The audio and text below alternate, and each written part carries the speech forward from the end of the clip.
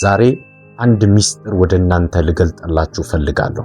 ይህንን ሚስጥር ባለማወቃችሁ ምክንያት የምትሰሯቸውን ስህተቶች ከዚህ በኋላ መስራት ታቆማላችሁ። እነዚህ መንፈሳዊ ስህተቶችን በማቆም ብቻ ሕይወታችሁ ላይ ለውጥ ታመጣላችሁ።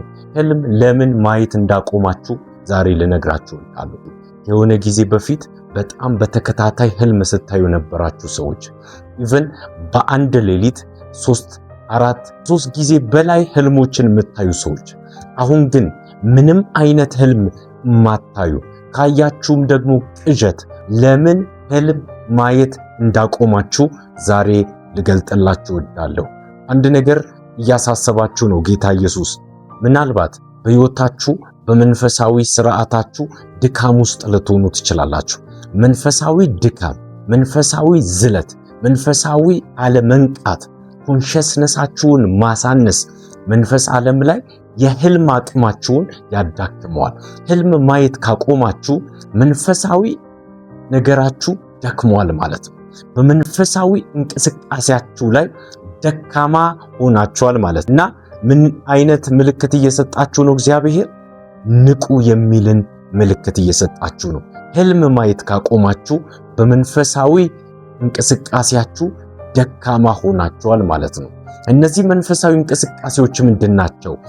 በምንድነው ብንደክም ህልማችንን ማየት ያቆምነው?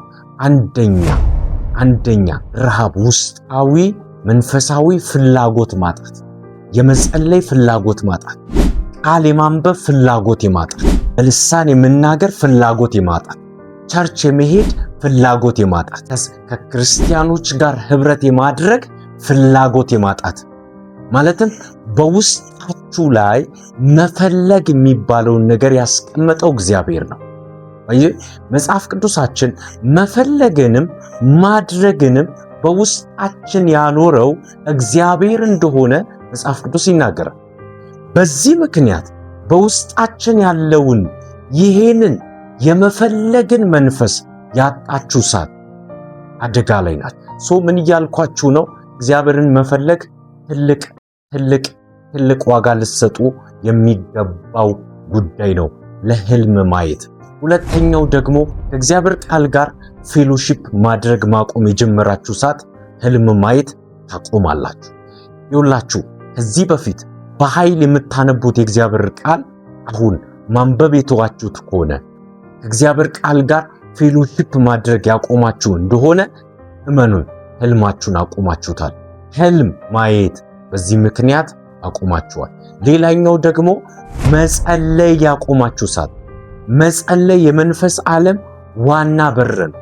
መጸለይ ያቆማችሁ ሰዓት ህልማችሁ ከላያችሁ ላይ የተነሳ ነው። ህልማችሁ የተወገደ ነው።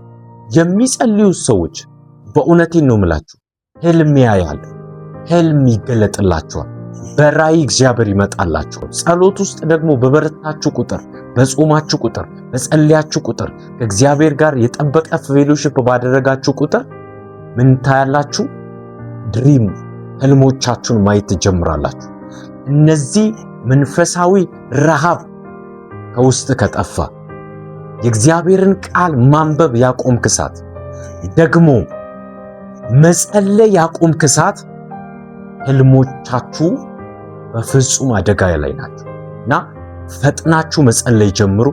በዚህ የምትተጉ ከሆነ እውነቴን ነው የምላችሁ ዛሬውኑ ማታ ህልም አይታችሁ ታድራላችሁ። ኮሜንት ሴክሽን ላይ ያያችሁትን ህልም ንገሩኝ። በመንፈስ ቅዱስ ምሪትና እንደ እግዚአብሔር ቃል እተረጉምላችኋለሁ። ለበረከት ሁኑ። ጸጋና ሰላም ከእናንተ ጋር ይሁን። ይህንን ቪዲዮ ሰብስክራይብ አድርጉ። ላይክ በተኗን መጫናችሁ እንዳትረሱ። ሻሎም